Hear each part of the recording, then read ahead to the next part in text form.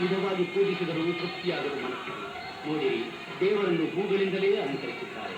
ಹೂರಂಗಿ ಸೇವೆ.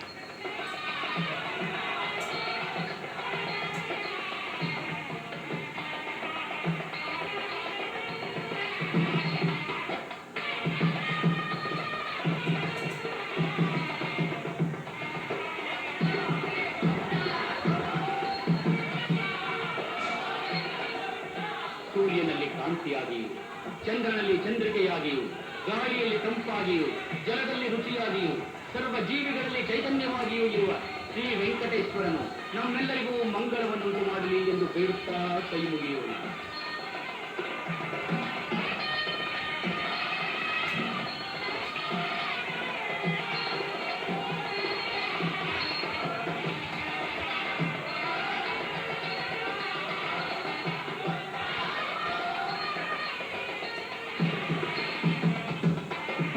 कल्याणाद्भुतगात्राय कामितार्थप्रदायिने श्रीमद्वेङ्कटनाथ